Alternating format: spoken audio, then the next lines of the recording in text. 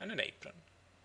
The king got as a prize a vest, a neckcloth, and so forth, and had the right of setting up the May bush or Whitsuntide tree before his master's yard, where it remained as an honourable token till the same day next year. Finally the procession took its way to the tavern, where the king and queen opened the dance. Sometimes the Whitsuntide king and queen succeeded to office in a different way.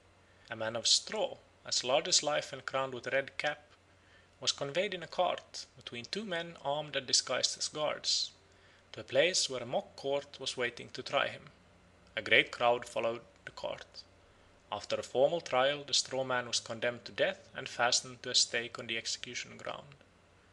The young men with bandaged eyes tried to stab him with a spear. He who succeeded became king and his sweetheart queen. The straw man was known as the Goliath.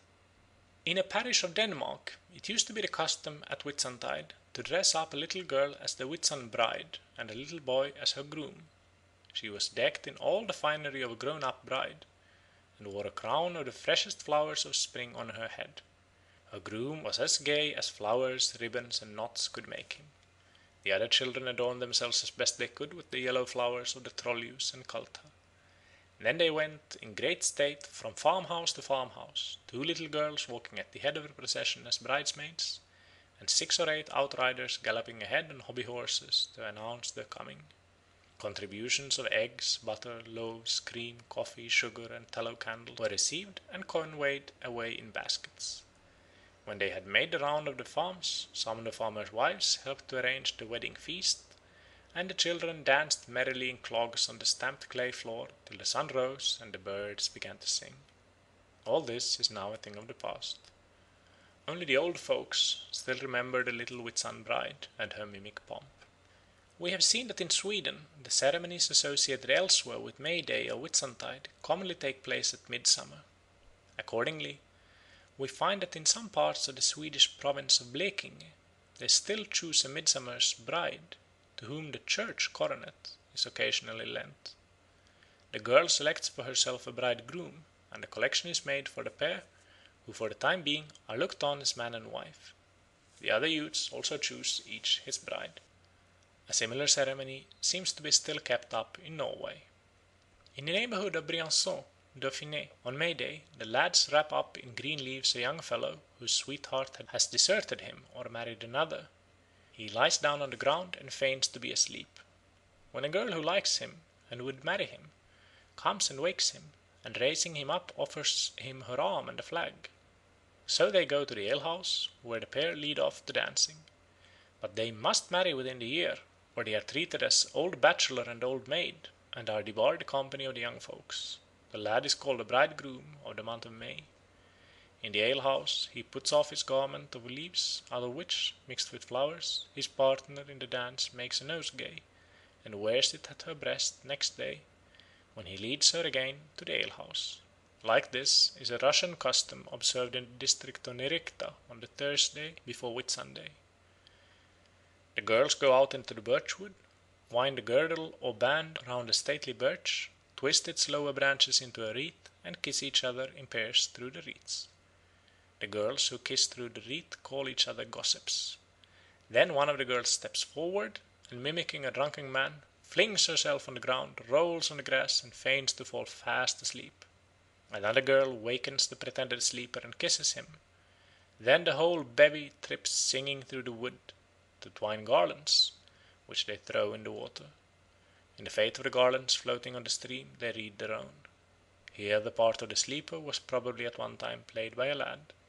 In these French and Russian customs we have a forsaken bridegroom, in the following a forsaken bride. On Shrove Tuesday the Slovenes of Oberkrain drag a straw puppet with joyous cries up and down the village. Then they throw it into the water or burn it, and from the height of the flames they judge of the abundance of the next harvest. The noisy crew is followed by a female masker, who drags a great board by a string and gives out that she is a forsaken bride. Viewed in the light of what has gone before, the awakening of the forsaken sleeper in these ceremonies probably represents the revival of vegetation in spring. But it is not easy to assign their respective parts to the forsaken bridegroom and to the girl who wakes him from his slumber. Is the sleeper the leafless forest, or the bare earth of winter? Is the girl who awakens him the fresh verdure, or the genial sunshine of spring? It is hardly possible, on the evidence before us, to answer these questions. In the Highlands of Scotland the revival of vegetation in spring used to be graphically represented on St. Bride's Day, the 1st of February. Thus in the Hebrides the mistress and servants of each family take a sheaf of oats and dress it up in women's apparel, put it in a large basket and lay a wooden club by it, and this they call Breed's bed, and then the mistress and servants cry 3 times, "Breed is come, Breed is welcome."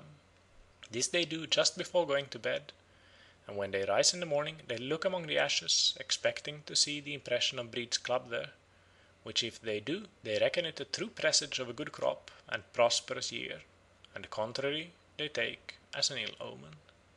The same custom is described by another witness thus: "Upon the night before Candlemas it is usual to make a bed with corn and hay, over which some blankets are laid, in a part of the house near the door.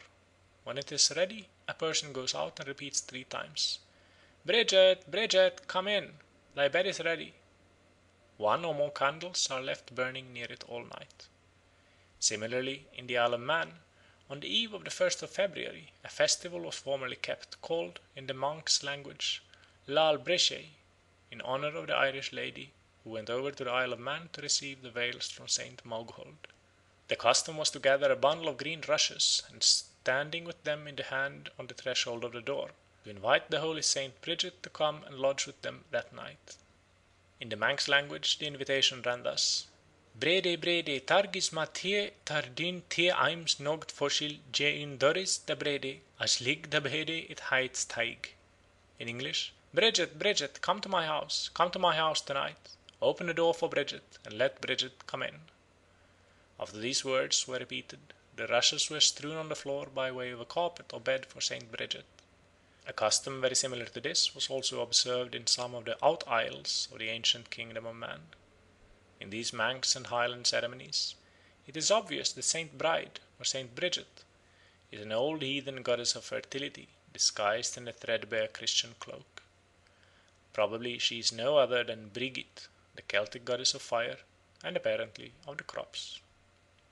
Often the marriage of the spirit of vegetation in spring, though not directly represented, is implied by naming the human representative of the spirit, the bride, and dressing her in wedding attire. Thus, in some villages of Altmark at Whitsuntide, while the boys go about carrying a May tree or leading a boy enveloped in leaves and flowers, the girls lead about the May bride, a girl dressed as a bride with a great nosegay in her hair. They go from house to house, the May bride singing a song in which she asks for a present, and tells the inmates of each house that if they give her something they will themselves have something the whole year through, but if they give her nothing they will themselves have nothing. In some parts of Westphalia, 2 girls lead a flower-crowned girl called the Whitsuntide bride from door to door, singing a song in which they ask for eggs. End of chapter 10. Recording by Måns Bro.